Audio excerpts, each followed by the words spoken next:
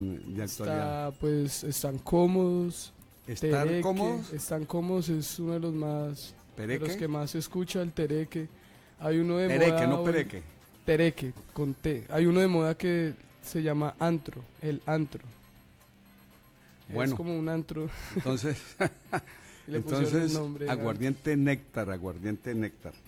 El néctar azul, me parece que ese no tiene tanta azúcar. Something special. Bueno, usted está en un proceso de renovación de su licencia de tránsito en la Academia del Volante, Sí, ahí estamos. Ahí con la doctora ya, Marta Cerquera. ya hicimos los exámenes, estamos a la espera de la recategorización y precisamente fue en esa academia El Volante, es una academia excelente.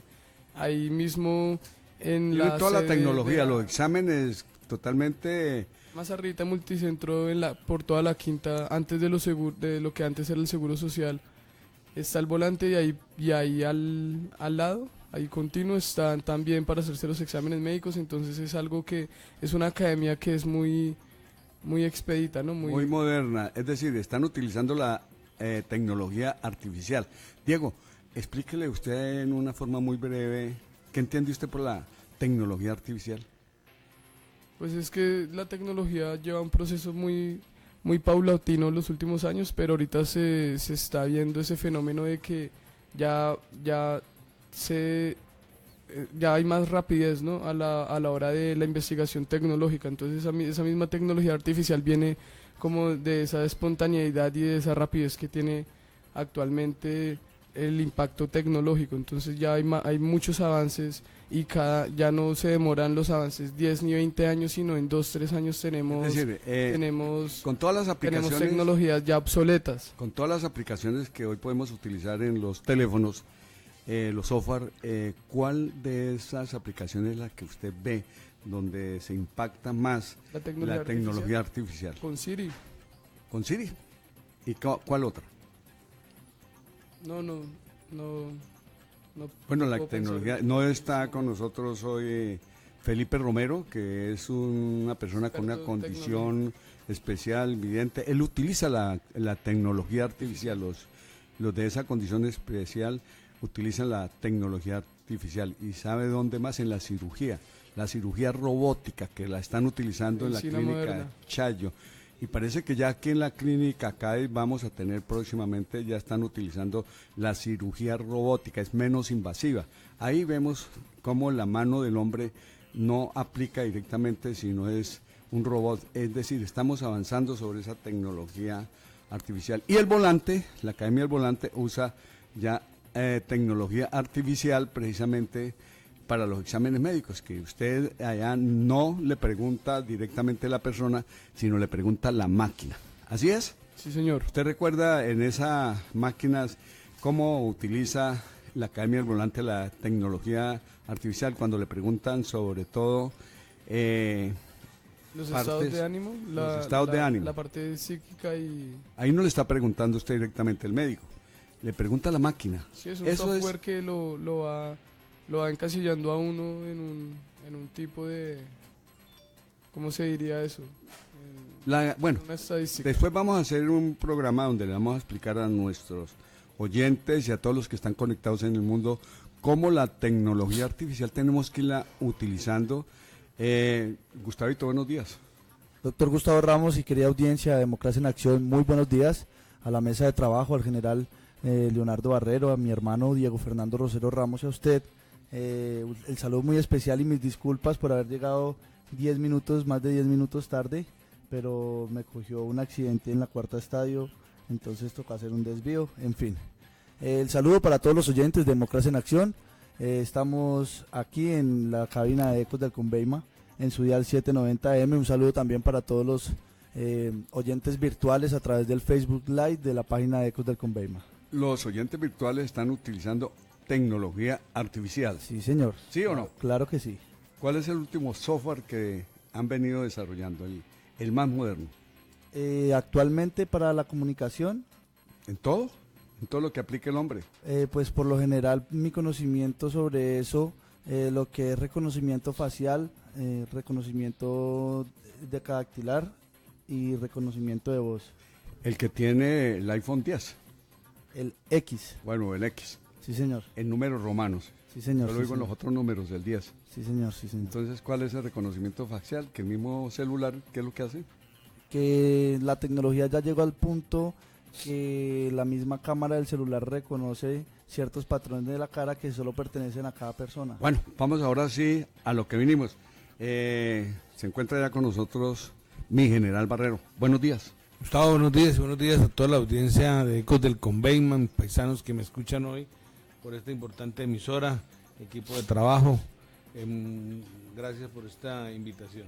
Aquí en Democracia en Acción. Este es un espacio que los dueños de Ecos del Conveyman, especialmente don Arnulfo Sánchez López, que lo está escuchando, lo mismo que su señora, doña Angelita y Fernando, y obviamente el presidente de la compañía, que es el ingeniero Juan Pablo Sánchez, nos dan la oportunidad de estar aquí en este espacio de Democracia en Acción que llevamos, yo pienso que como 35 años continuos en diferentes horarios, pero hemos venido estando al aire en Democracia en Acción. Bueno, general, ¿usted nació a dónde? Yo quiero preguntarle esto porque estamos ya en una campaña política. El 11 de marzo se define cuál va a ser el nuevo Congreso, Gustavo.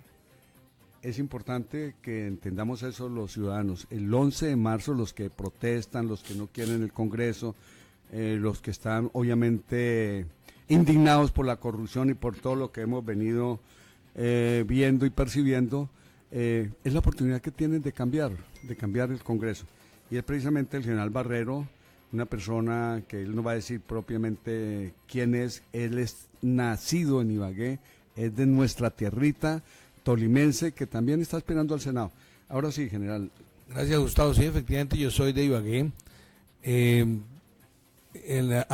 Tanto como lo siguiente, en el año 64-65, mi papá, siendo médico, trabajó en la campaña médica del Comité de Cafeteros del Tolima, y yo viví en Villarrica en el año 64-65, años de mucha violencia, años de mucha dificultad desde este punto de vista. Posteriormente adelanté todos mis estudios de primaria y bachillerato, una parte en el Colegio Jiménez de Cisneros. Cuando quedaba en la 17 con segunda. En la 17 entre segunda y tercera. En la iglesia San Roque. Que exactamente, con los padres franciscanos.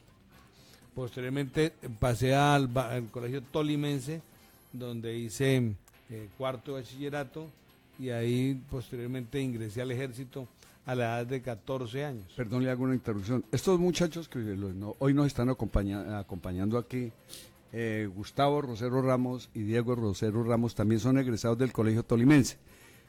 Sí, señor, nosotros somos hijos de la luz también, sí, señor. Pero a usted les tocó ya, creo que el Tolimense allí en Belén, ¿no? Sí, señor. Donde hay un caballero y un tolimensista. A ellos les tocó venirse desplazados de Bogotá, que empezaron a dar en el Colegio Patria, porque el papá honrosamente es un oficial retirado también del ejército, del grado coronel, pero vinieron aquí, y cuando ellos estaban estudiando tocaba llevarlos escoltados, porque no se podía que fueran libremente, ¿no es cierto? Pues sí, estábamos amenazados. Bueno, coronel, entonces usted se va a los 14 años al ejército. Yo a los 14 años voy al ejército. Es decir, usted no termina el bachillerato. Claro, es que en esa época usted podía entrar al ejército a los 14 años. ¿Es de los que llaman ovejos? Exactamente, los que llaman ovejos, que entramos muy niños. Yo entré recién cumplido los 14 años. Mi papá, usted lo recuerda muy bien, Gustavo, y yo por usted guardo una especial deferencia, porque el día del entierro de mi papá, usted dirigió unas palabras muy sentidas. Mi papá fue presidente, fundador de la Cruz Roja del Tolima, muchos años estuvo en ese cargo, y usted dirigió unas palabras muy sentidas, por lo cual aprovecho para reiterarle públicamente mi más profundo agradecimiento por esa manifestación de aprecio a una persona que, al igual que mi madre, siempre han estado muy vinculados a las actividades sociales del departamento. Ha sido casi que un gen que ha venido transmitiéndose, y es el que hoy casi que me obliga como colombiano, como patriota, y ante estas amenazas de la imposición del socialismo del siglo XXI, pues me obliga a participar en unas elecciones por el Partido Centro Democrático. Es decir, a los 14 años ingresa a la Escuela Militar José María Córdoba, sí. Y sí, yo debo recordar también, discúlpeme, general, que el doctor Barrero, médico de profesión, pero era una persona muy humanista, que le servía a la gente, hacía consultas casi de pronto cuando se encontraban con él. Sí. Él era un médico, el médico de los pobres lo llamábamos en esa época también, porque él ayudaba mucho con la Cruz Roja, con Atilano Salgado, me parece un sargento mayor. Sargento mayor, eso hacían una llave muy fuerte con la Cruz Roja, prestando esos servicios a la comunidad. Es decir, usted tiene los genes del servicio a la comunidad y por eso ingresa a la escuela militar a seguirle prestando el servicio ya a la patria. ¿A los cuántos años es ascendido usted a subteniente? Yo salgo subteniente a los 17 años. ¿Un niño? Un niño. Soy trasladado para Manizales, es mi primera unidad. Allá inclusive hay una buena anécdota porque se me dificultaba cobrar el sueldo porque no tenía cédula. La mayoría de edad. No tenía la mayoría para reclamar la cédula y así inicié mi carrera militar pues con mucho esfuerzo, pero siempre con mucha pasión, con un amor profundo por mi profesión. Jamás pensé en nada distinto en servirle al país. Después de Manizales yo vine trasladado aquí y conocí todo el sur del Tolima a pie, siendo destinado al batallón Caicedo en Chaparral. Duro, caliente. Supremamente duro. Usted no se imagina lo que era salir de ustedes del batallón y terminar en el departamento del Cauca, pasando el río Saldaña, yendo a Atá, yendo a Planadas, Gaitania, y terminar casi cerca a Toribío, o pasar esas cuchillas de Calarma al frente. ¿Usted caminó todo eso? Todo eso. Pasar las cuchillas de Calarma al frente de Chaparral, ¿Tuvo caer a enfrentamientos? Bilbao, La Herrera. Sí, efectivamente, sí, era una época de mucho Conflicto. conflicto, como casi que está ahora. Y tuvimos un combate normal como sucede en la vida militar, pero pues Perdón, me dio le hago una pregunta. ¿Usted qué arma es? yo fui de infantería, Los que les dicen los cajuches. exactamente, ¿Por qué cajuches? porque es un animal de monte, entonces, No sabía. es un animal de monte y Toca en el siempre monte. mantiene en el monte. Hay una buena anécdota porque cuando yo patrullaba por esas montañas del sur del Tolima, mi papá era médico aquí de la brigada, entonces en esa época siempre destinaban un enfermero a las patrullas, y entonces una vez íbamos por un camino por San José de las Hermosas y venían bajando una recua de mulas, y entonces tenían un letrerito al frente en la jáquima que decía: maldito destino, caminar en mi destino. Entonces, yo veía los letreros y decía: hombre, esta es mi vida, es la vida que yo escogí, pero lo hacía con mucho gusto, Con y, gusto. y lo disfrutaba. Entonces los enfermeros que en esa época caminaban con las patrullas, pues decían: oiga, mi teniente, ¿usted qué hace acá? Usted pudiese estar en una situación distinta, ¿por qué no estudió medicina? Pero jamás me arrepentí de haber sido militar, siempre lo vi con mucha pasión y siempre disfruté de ese contacto permanente con el sector rural, con las comunidades indígenas, con las comunidades campesinas, y eso fue fortaleciendo pues lo que fue mi carácter durante toda mi carrera. Eran siempre unas convicciones desde el punto de vista militar muy profundas, pero también un concepto de conciencia social muy arraigado. Me recordé en estos momentos cuando usted me dijo que cuando había salido subteniente no encontraban cómo cobrar porque no tenía cédula. Voy a hacer un reconocimiento aquí a un ilustre hombre del Tolima que para muchos de nosotros es muy querido y que yo personalmente considero que está injustamente preso, que es Alberto Santofimio Botero.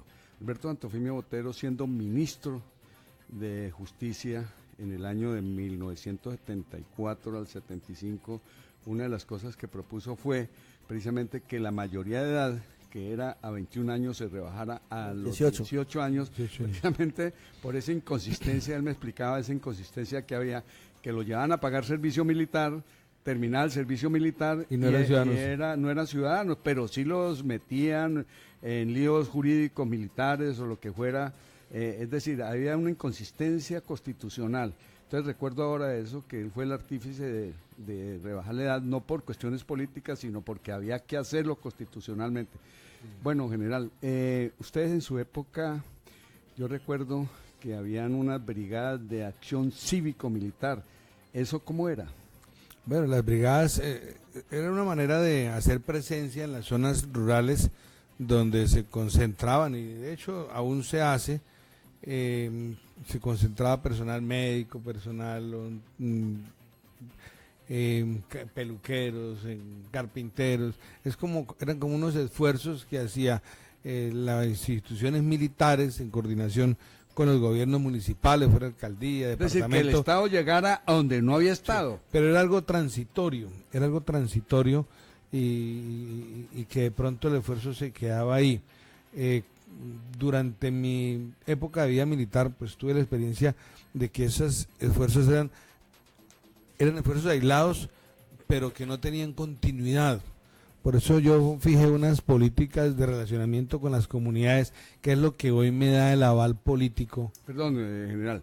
Es decir, usted termina todos esos recorridos, vamos a llegar ya a donde debemos estar hoy.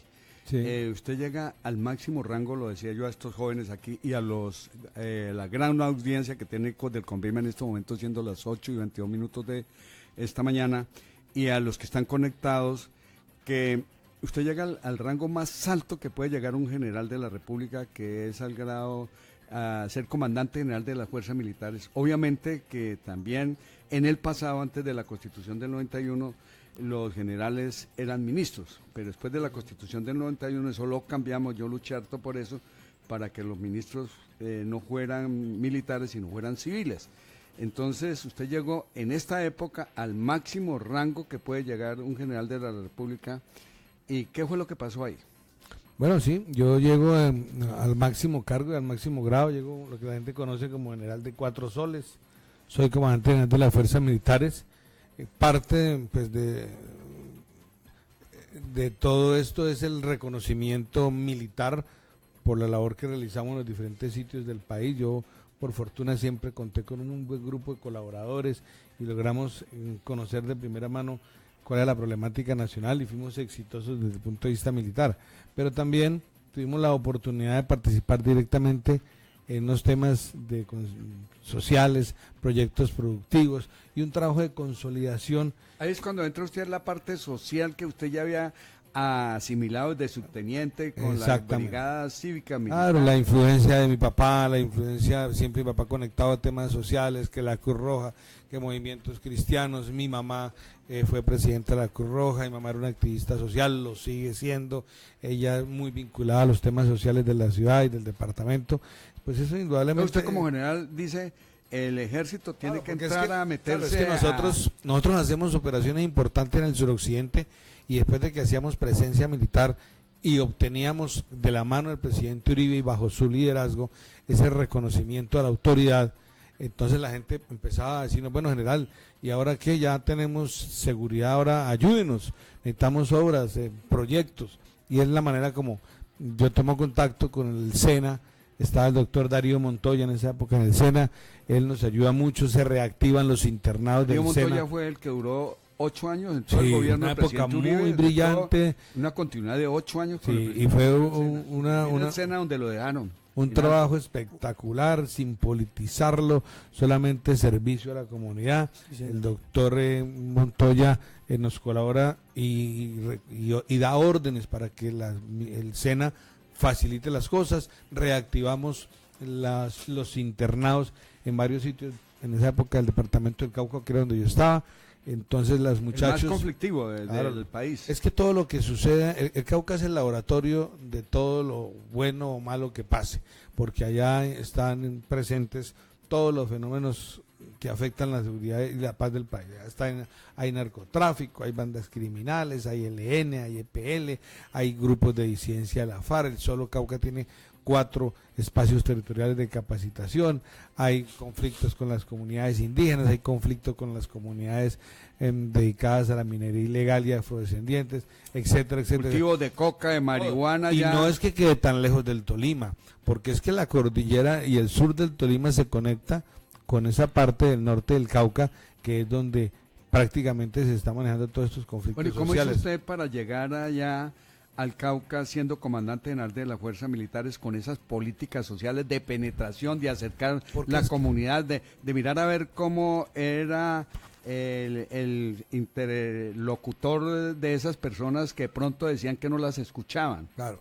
cuando le contaba yo que hacíamos esas operaciones militares, la gente pedía horas de desarrollo social. Entonces empezamos a liderar estos proyectos, realizamos sustitución de cultivos. Por eso me da hasta risa a veces. Ahorita en los noticieros de ayer estaba el gobierno hablando de las medidas que iban a implementar en Argelia, Cauca. Yo hace 8 años establecimos una serie de proyectos productivos y se generó la sustitución de cultivos del orden de las 400 hectáreas, pero había autoridades, no se negociaba la erradicación de la coca. Después no se hace la erradicación forzosa y pasamos de 44.000 hectáreas de coca en el país a 280.000. Entonces ya el problema está desbordado. Ese dato, oyentes y los que están comunicados por las redes con Ecos de Conveime, con este espacio de Democracia en Acción, miren ese dato. ¿Cuántas hectáreas dejaron ustedes, pues, que ahora el país llegó a 44.000 hectáreas? No son datos. Cuando termina el mandato del presidente Uribe y ustedes. Sí, prácticamente íbamos en 44.000 hectáreas de coca. ¿Y ahora cuántas hay? 280.000 hectáreas. 280.000 hectáreas. Y eso es un dato del sistema de monitoreo de control de cultivos ilícitos, SIMSI, que es una fotografía satelital que no miente. O sea que la FARC ha logrado su objetivo de ir creciendo. Todos los espacios territoriales el país tiene 26 espacios territoriales, o sea, los sitios donde la FARC se concentró y al final quedó ahí. En esos espacios territoriales, el gobierno le ha ido, en los acuerdos le generó una serie de figuras que le permiten mantener su estructura jerárquica con los guerrilleros desmovilizados, le permite mantener su conexión con esos grupos de disidentes, porque cada espacio territorial tiene un grupo disidente. Un dueño. Claro, tiene un disidente, y esos grupos disidentes de la FARC son los que están ejerciendo la presión sobre esos capenciales. Ahora son LL. De todo eso hay. Habían 1.500 bandidos del ELN, hoy hay 3.500. Se concentraron 7.000 de la FARC. Supuestamente estaban en los sitios en las zonas veredales transitorias de normalización. Posteriormente eso se acaba y pasa a espacios territoriales. Ya casi no hay nadie en esos espacios territoriales. Crea la figura, pero ya las disidencias en el país están del orden de los 3.000. Entonces hoy hay disputa por territorio, por zonas de narcotráfico. Esa es la explicación de las masacres en el departamento del Cauca, la explicación de la masacre en el departamento de Arauca. Lo de Putumayo. En el Putumayo, anoche sé que a la esposa del alcalde de Miranda, Cauca, sufrió un atentado. Entonces, nosotros, cuando ya hay principios de autoridad y la gente reconoce la autoridad del Estado, mire, es que nosotros allá tuvimos en una oportunidad 300 guerrilleros formando en el batallón que tocaba pasarlos como soldados al almuerzo y no se había negociado la autoridad. ¿Cómo claro, los tuvieron es allá? que mire, cuando uno habla del acuerdo de paz, es un acuerdo a destiempo, un acuerdo que no tenía por qué realizarse en las forma condiciones como se hizo. Hombre, mire, si en el año... Queremos la paz, general, todos queremos la paz.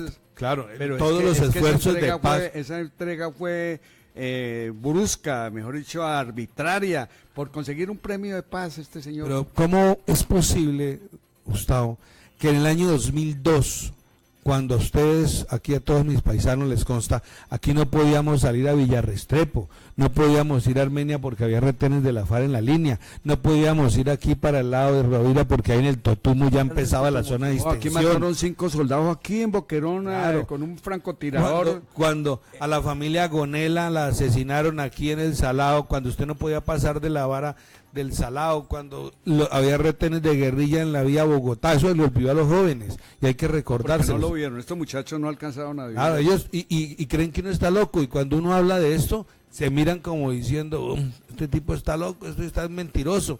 No, ese era el país que vivíamos. Bueno, había 30.000 guerrilleros de la FARC, había 40.000 terroristas de las bandas criminales o autodefensas, y el país no se obligó, y el presidente con su liderazgo... Cuando el presidente Uribe llega el 7 de agosto, acordémonos que lo bombardearon el día de la posesión. Claro. La FARC lo bombardeó allá, pero la gente dice, ¿cómo así que lo bombardearon? Claro, le tiraron cilindros, granadas sobre el palacio presidencial. Desde el barrio Santa Isabel, me parece. No, hay de un barrio ese cercano ahí Casi matan al rey de España que vino aquí a... Entonces el país no se doblegó y con su liderazgo y con su entusiasmo nos devolvió el orgullo de ser colombianos, nos devolvió la dignidad, nos devolvió las ganas de trabajar, regresa la confianza inversionista, la gente empieza otra vez. Mire, yo tengo una buena anécdota, iba de Ibagué a Bogotá y paré a comprar unos mangos, había pasado un día, el domingo fueron las elecciones y el lunes iba por la carretera y paré a comprar unos mangos y le digo al tipo, bueno, ¿cómo va? ¿Cómo está usted? ¿Cómo le ha ido? No, muy bien.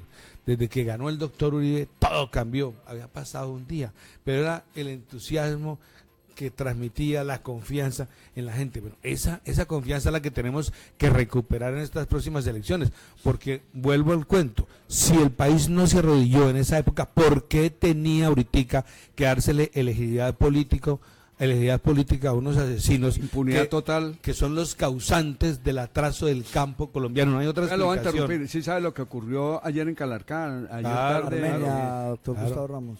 ¿Cómo?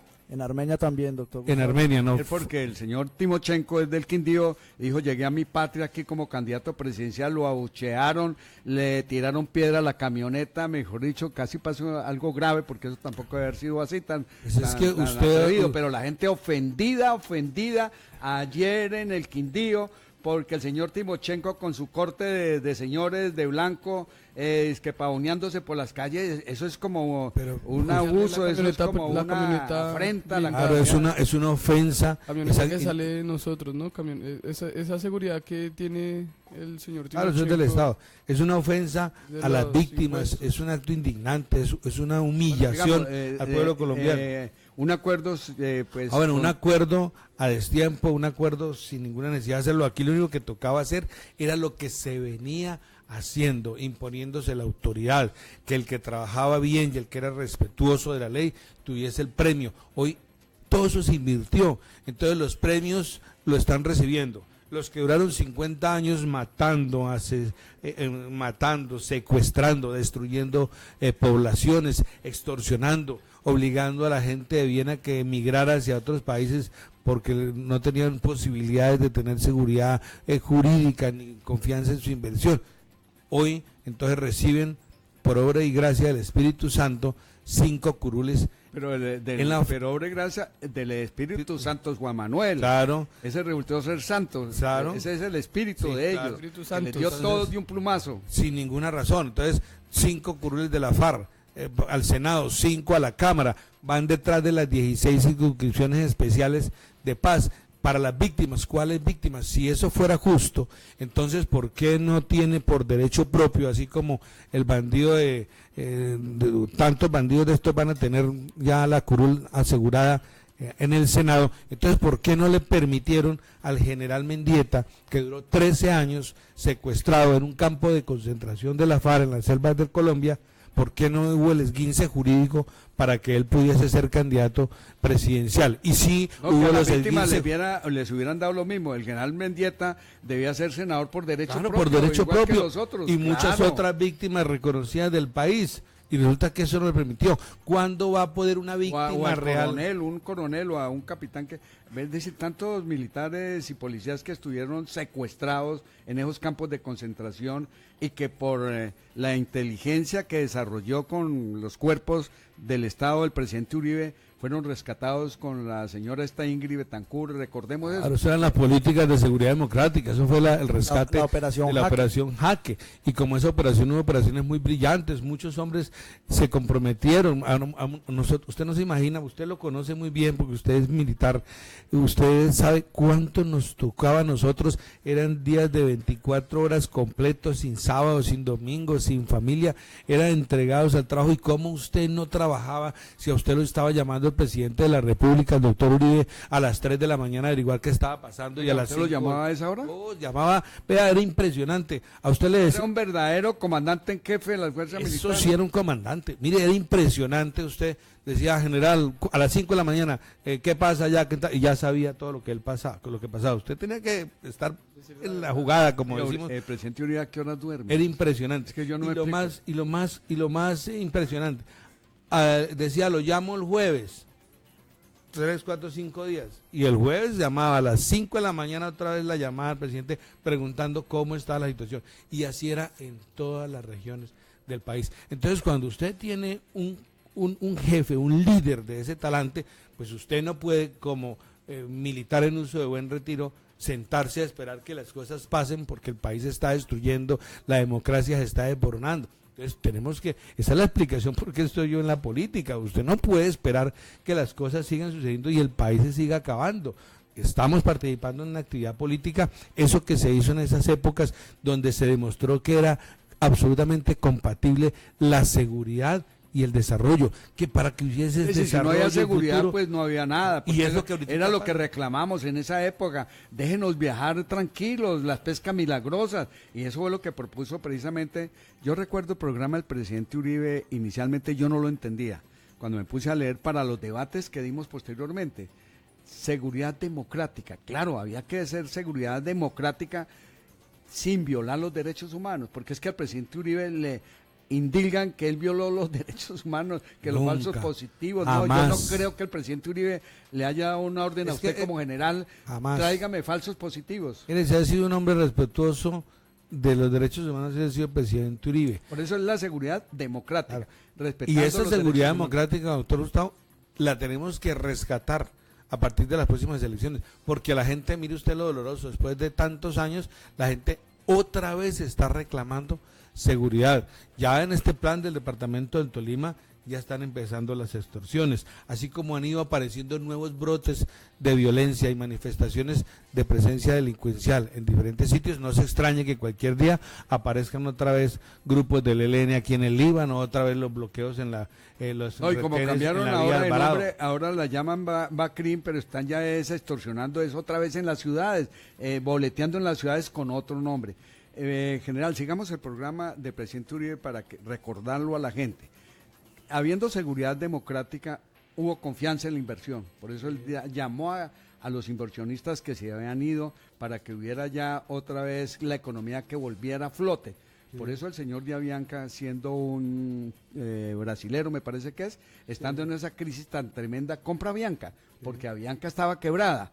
Pero ese señor vino y la restableció, y así sucesivamente muchos industriales volvieron a Colombia a invertir, y las personas que ya no podían llegar, los Estados Unidos nos quitaron el semáforo en rojo y nos lo pusieron otra vez en verde para que la gente viniera aquí a Colombia otra vez a pasear. Y habiendo confianza en la inversión, había cohesión social, que son los 3 huevitos. Cohesión social en todos los subsidios, en todas las cosas que se han venido dando para la gente, las casas, los subsidios, etcétera, etcétera. Pero fuera de eso, le agregó el diálogo popular permanente, que fue con esos consejos comunitarios, que es cuando usted dice, si a ustedes, los militares y a los policías, los llamaba a cualquier hora, entonces eran los ministros donde los llamaba cada 8 días en los consejos comunitarios, atendiendo a la gente, solucionando los problemas en una forma directa con el gobierno ahí vigente, mejor dicho, presencial. Entonces a mí me parece que esas estrategias, los 3 huevitos, llegó el presidente este día ahora y los rompió todos los huevos. Es decir, no nos dejó ni un huevito de esos. Pero es que, Gustavo, y hay cosas tan peligrosas como esta que la gente no se da cuenta. En este recorrido político de campaña que he venido haciendo por los diferentes departamentos, no hay un sitio del país donde no haya venezolanos. La gente tiene una animadversión y un desprecio por la clase política tradicional impresionante. Con razón. Con toda razón. Entonces, porque es que el Estado, claro, es que el Estado se permeó todo en una corrupción galopante que llegó hasta las altas cortes. Es decir, no está por fuera ninguna institución del Estado que no haya sido permeada por la corrupción, por el narcotráfico, por el deseo de enriquecimiento fácil, que es lo que yo le digo a estos jóvenes. Mire, el enriquecimiento fácil no rinde, hay que trabajar. Por eso Uribe, al principio le preguntaban, ¿y qué era lo que decía? Trabajar y seguir trabajando. Bueno, general, a mí me queda algo que yo quiero que le diga a usted, a los oyentes de Ecos del Conveima y en este espacio Democracia en Acción. Cuando usted llega al Cauca, siendo militar, todavía siendo el comandante de las fuerzas militares, ¿cómo tiene usted empatía en ese sitio tan conflictivo con esos indígenas, con esas etnias, casi con esos narcotraficantes, porque usted casi que lo condecoraron allá, siendo comandante general. A usted lo quiso la gente allá. ¿Cómo hizo? Gustavo, nosotros empezamos un trabajo de base, desde abajo, en las veredas, estableciendo contacto con los diferentes líderes, presentando proyectos productivos. Nos convertimos en los articuladores de sus necesidades con los dineros públicos y empezamos a apuntarle al sector privado, sin ninguna intención distinta. Yo en esa época... ¿Usted no pensaba en la política en esa época? Yo en esa época era un comandante militar. A mí lo único que me era interesaba lograr la paz. Era imponer la autoridad, lograr la pacificación de ese territorio, pero hacer un proceso de consolidación donde la fuerza pública, en ese momento las armas legales de la República presentes en esos sectores alejados de la geografía nacional, pudiesen tener un proceso de consolidación donde fuese el gobierno el que cobrara la victoria y de manera justa, pues ese esfuerzo del gobierno, ese esfuerzo del sector privado, que se viera la gestión del presidente Uribe ahí en ese territorio. No, y del gobierno, independientemente del que fuera, pues en el caso era el del presidente Uribe, que el gobierno se fortaleciera, la democracia se fortaleciera, se le demostrara... Un momentico, me gustó ese término, que la democracia se fortaleciera. Claro, y que se le demostrara a los malos, a los que actuaban por fuera de la ley, que era posible obtener beneficios del Estado y era posible progresar con seguridad y recurriendo a las vías de derecho y no a las vías de hecho para obtener. Eso se fue creciendo en el Cauca al extremo que se convirtió en una política pública y se empezó a diseminar por todo el país, y el mismo ejército creó un programa que se llamaba FE en Colombia, que es hijo de esos proyectos. Sí, que es, yo lo escuché. Eso es hijo de esos proyectos. Cuando fui comandante general ya establecí ese relacionamiento con las comunidades a nivel nacional y firmé una directiva para que... ¿De quién fue la idea de FE Colombia? No sé, eso lo hicieron posteriormente, después de mi salida fue un hijo de ese proyecto que lo maneja el ejército, pero en el fondo tenía esa filosofía, era hacer un trabajo social de la mano de las comunidades. Pero venga, lo grabo, y eso sí, permítame explicarlo bien. Eso lo hacía el ejército y de alguna manera lo ha venido haciendo, y quiere decir que el gobierno va cobrando la victoria de ese proceso de pacificación, pero es que resulta que los acuerdos de paz crean unas figuras que se llaman programas económicos de desarrollo territorial, que fija las prioridades para inversión de los dineros en las zonas de conflicto, crea las zonas de más actividad de conflicto, que son unos beneficios tributarios, pero en los sitios más afectados del conflicto. Yo no creo que ningún inversionista va a ir a Gaitania a invertir dineros cuando sabe que hay un grupo disidente y que todos los espacios territoriales tienen un grupo disidente, o sea que los únicos que van a invertir son los capitales ilegales que conserva las FARC. Hay unas cooperativas solidarias creadas por las FARC, donde el cabecilla... ¿Cómo así creadas por la FARC? Claro, creadas por la FARC, se llaman Ecomún. Búsquela usted en los informes de las Naciones Unidas, se llaman Ecomún. Esas cooperativas van a articular los programas de desarrollo en las regiones. Un programa comunista disimulado, como hicieron en Cuba. Es el Estado dentro del Estado, no lo digo yo. Y como lo comenzó a hacer Chávez con el auspicio de Fidel Castro, las tales comunas para ir dando por cositas. Eso es que al país lo están anestesiando y lo están llevando al cadalso con la versión de falsos profetas, con difusores. Bueno, ¿cómo eso las comunas hay de esas? Eso del Ecomún son unas cooperativas solidarias que la dirige el cabecilla que ha delinquido dentro del sector. Entonces, la gente, si quiere obtener beneficios de esos dineros que van a llegar por parte de la fiducia de países aportantes al proceso de paz, llegan dineros de regalías, llegan dineros de transferencias del interior. Para hacer política para ellos. Entonces, imagínese usted, a 7.000 bandidos les dieron la oportunidad de hacer política marxista con dineros de los colombianos, con dineros del Estado. Y de las ONG que colaboran con Colombia. Y los 45 millones de colombianos que el 2 de octubre en el plebiscito dijeron no a los acuerdos de paz, con el Congreso de la República que dijo no a las instituciones especiales de paz. Entonces esas decisiones populares son burladas, son desconocidas, y en una clara definición de lo que es dictadura, eso se desconoce. Y a mí, después de haber sido un hombre honesto, militar durante 40 años, trabajando por este país, me toca hacer los miles de esfuerzos para poder conquistar el voto popular. Al igual que yo, hay una cantidad de personas vinculadas a la actividad política decente, pero hay otros con los dineros, con los erarios del Estado público, con el dinero del narcotráfico, haciendo política. ¿Cómo irá a ser usted? Yo no me imagino cómo irán a ser las próximas elecciones a alcaldías y a gobernaciones. Con Sí, esos cuento de las comunas de la FARC. Mire, Timochenko dijo, ¿qué día? Vamos a organizar las unidades tácticas del común. Las unidades tácticas del común en Cuba se llaman Juntas de Defensa de la Revolución. En Venezuela se llaman núcleos bolivarianos y no tienen otra intención distinta de la de controlar las cuadras en los barrios, las manzanas de los barrios, las comunas de los barrios, y si usted lo traslada al sector rural, serán los veredas, los corregimientos, los municipios. Es la implementación progresiva del sistema socialista en el país. Pero comunista. Claro, mire, más lejos, más cerquita todavía. En Cuba hay un programa que se llama de campesino a campesino. Es un modelo supuestamente de trabajo con las comunidades agrarias. Lo establecieron en Cuba. Cuba no es ningún referente de producción agrícola, es un país quebrado, al igual que quebraron a Venezuela.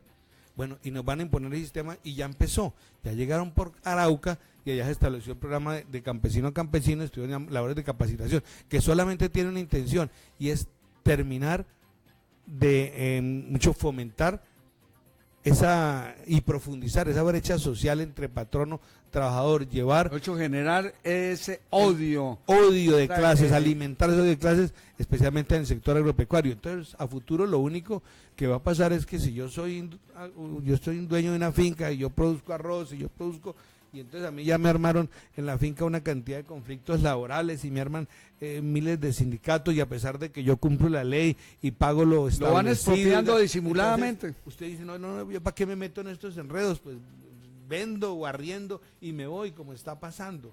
Entonces, yo le decía a los venezolanos, cuando hay ese rechazo por la clase política, entonces el único argumento que le queda a uno es decir, venga, ¿usted conoce venezolanos por acá? Y usted me dice, sí, mire, ahí está este. Bueno, vaya, pregúntele a ellos cómo era Venezuela, qué les prometieron en Venezuela y cómo terminaron en Venezuela. Es un argumento absolutamente destructivo. No, yo tengo un ejemplo general. A mí me salvó la vida aquí en la clínica Calambeo un médico venezolano. Sí. Ellos tenían una clínica, eran 9 médicos en Caracas. Ayudaron a Chávez en el primer intento, todos contentos porque iba a haber un cambio, porque tenían desprestigiada la clase política del momento y que había manejado Venezuela. Y después de elegido Chávez, como a los 2 años, llegó Chávez a la clínica de ellos un día cualquiera y les dijo, vengan a ver, reunidos todos los empleados, exprópiese la clínica, vamos aquí con los médicos y enfermeros venezolanos, médicos y enfermeros cubanos, y les dieron la clínica a ellos, lo cerraron, no les dejaron sacar ni los computadores, les tocó emigrar de Venezuela, unos médicos como aquí, por ejemplo, llegar a expropiar a Medicadis, y listo, sí. Ya está la clínica cerrada, los médicos por todo el mundo desesperados, es decir, expropiados. Ese es el peligro que tenemos. La gente no cree que podemos llegar allá. Dicen que es cuestión de los que queremos la guerra, que no, esto hay que modificarlo y hay que buscar correctivos, y el primer correctivo que vamos a hacer es el próximo 11 de marzo. A mí me gusta mucho, general, que usted esté candidato con el número 31 al Senado, el número 31 al Senado en la lista del presidente Uribe, que vaya y represente ese sector tan importante que es de los que no tienen voz, porque los militares y los policías no tienen voz, es decir, menos voto aquí en Colombia. Y fuera de eso, a la gente, a la ciudadanía, el Cauca, porque usted allá se presentó por primera vez como 15 días antes de las elecciones de candidato. Un día antes a la gobernación, recién retirado. Recién retirado, mi presidente Uribe me pide el favor de que participe en esas elecciones, me inscribo un día antes, llego, no sabía ni por dónde empezar, cero experiencia en política. Ocho, con las botas puestas todo. No sabía por dónde empezar, con quién hablar, a quién llamar, cómo arrancar. Me iba para esos municipios del Cauca. ¿Cuántos votos sacó? Sacamos casi 26.000 Uy, votos. eso es una hazaña. En 2 meses, sin plata, sin estructura política. O sea que la gente lo sin quiere en el repartir Cauca, usted. tamales, sin ofrecer aguardiente, sin prometer pavimentar calles, sin comprometer dineros públicos porque no tenía, solamente por un trabajo social que ya realizamos allá y que aspiramos a ¿Y multiplicar. por qué esos gobernadores aquí? Yo recuerdo que yo asistí aquí al Círculo Social a un homenaje que le hicieron a usted cuando se retiró y ahí vi la presencia de un poco de gobernadores del Cauca que vinieron a felicitarlo, vino una gran cantidad de gente. Pues ese trabajo, ese reconocimiento de la gente es lo que a mí me motiva para estar.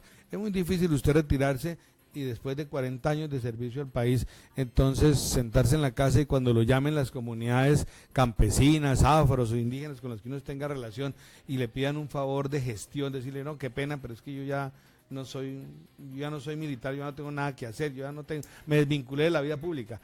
Y lo mismo cuando lo llaman los subalternos preocupados por la situación del país, oiga, mi general, porque usted no participa en política, mire que usted es la única persona que nos puede defender, no, vamos a tener 20 y pico de parlamentarios de la FARC en las próximas elecciones, general, ¿quién nos va a defender? Y que se pongan pilas porque si esto sigue así como va, eligiendo a esa gente, los sueldos de retiro y las pensiones, todo eso va a acabar. Hay mucha todo eso va a acabar. Pero yo sé que aquí me están oyendo muchos reservistas. ¿Usted considera justo, usted que fue militar y sabe cómo es de duro la vida en el ejército, y más de un soldado que son 20 años patrullando por las montañas de Colombia, y es el único funcionario público que cuando completa 20 años, después de retirado, su sueldo le disminuye en el 45%? Eso no es justo.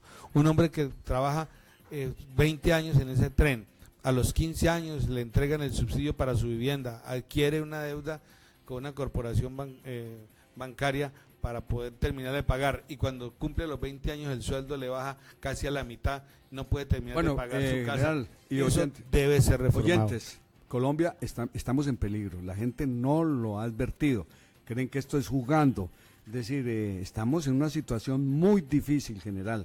¿Usted qué piensa hacer por el departamento del Tolima y obviamente por Colombia? Porque usted es un senador del Tolima. Mire, Gustavo, yo tengo que ser coherente con las propuestas del Partido Centro Democrático. Aquí es mano firme, corazón grande. Mi eslogan es, soy un tropero con corazón. O sea, fiel a mis convicciones de seguridad. El programa de gobierno que está presentando el doctor Iván Duque. Exactamente, claro, el doctor Duque es nuestro candidato oficial del partido y él ha manifestado abiertamente. El doctor Iván Duque ha dicho, yo me posesiono, primero, se elimina la dosis mínima, se va a penalizar la dosis mínima. Segundo, va a ser penalizado el delito de narcotráfico y va a dejar de ser conexo con el delito político. Vamos a trabajar... Tiene que ser un delito autónomo.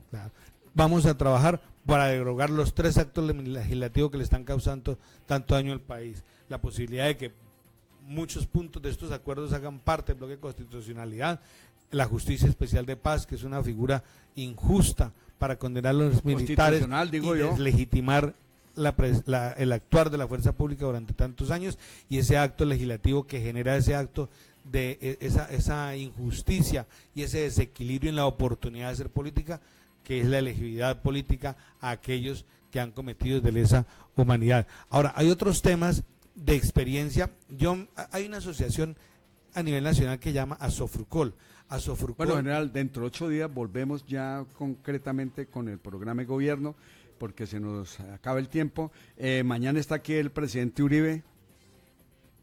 Mañana está el presidente Uribe aquí, a partir de las 2 de la tarde en la plazoleta Darío Echandía, a las 6 de la tarde en el Jordán, en el Parque de las Jirafas. El Parque de las Jirafas. La ciudad de la Simón Bolívar, en ese sitio, mañana a las 2 de la tarde. Eso es bien importante, que la gente nos acompañe. Mañana va a haber intervención pública del presidente Uribe. Bueno, usted de los tiene candidatos 6 presidenciales candidatos a la Cámara de Representantes inscritos por el Centro Democrático. Y pasado mañana, doctor Gustavo Ramos, en el Espinal. En el Espinal a las 10 de la mañana, en el parque, a las 9 de la mañana, en el parque mitológico. Usted, a sus amigos, ¿por quién los está orientando que voten de los 6 candidatos que hay a la Cámara de Representantes? Bueno, uno tiene que ser coherente con la realidad política. Yo pienso que Ricardo Ferro ha sido un hombre que le ha trabajado de manera muy fuerte por su... Y uribista 1A. Uribista aprobado, es un hombre que se ha dedicado a hacer un trabajo político importante y merece obtener esa curul como representante a la Cámara. Además, sin desconocer los otros candidatos. Claro, pues todos los candidatos tienen derecho a aspirar, pero pues en este caso yo pienso que es la persona que más posibilidades tiene, es la persona que yo estoy apoyando y es la persona que fortalecería una participación directa del partido en la política nacional. O sea que hacer un equipo duro con el doctor Ferro, los senadores todos del Centro Democrático para apoyar al Tolima en una forma integral. Ojalá se pueda lograr una unión de los congresistas del Tolima para sacar adelante los proyectos que entre 8 días, si Dios quiere, los vamos a promulgar. Se nos acaba el tiempo. Una última cuñita, Gustavo, si me la permite. El próximo 7, en la parrilla de Marcos, a las 18 horas, voy a realizar un conversatorio sobre un tema muy importante que llama las verdades del posacuerdo. Es un análisis de lo que yo eso lo retransmitimos aquí en Ecos del Conveima dentro de 8 días. Bueno, sí. Me parece muy importante eso para que la gente tenga claro cuáles son las verdades del acuerdo ese tiroso de La Habana. Si me permite, usted le digo una última cosa que manifestó un venezolano, ingeniero mecánico, revolviendo la olla de un sancocho en un restaurante en un municipio del país. Un hombre pues trabajando porque no tiene otra opción, y entonces me dijo: a mí me impresiona, me aterra la ingenuidad e ignorancia política de los colombianos. No han querido ver que aquí se está no de todos. Pues ojalá que no sea de todos, no al menos los de Centro Democrático tenemos muy claro los que hemos votado, y por lo hemos votado, que hemos sido coherentes con los principios dogmáticos del partido, con el uribismo en pleno, y que tenemos que salvar el país en las próximas elecciones, votando por parlamentarios, como mi caso, Leonardo Barrero, número 31 en el tarjetón.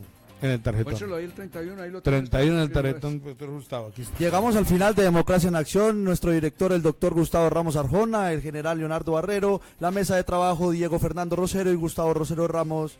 Buenos días. Muchas gracias a todos los que estuvieron en sintonía y a los que están conectados en todo el planeta. Un abrazo grande a todos.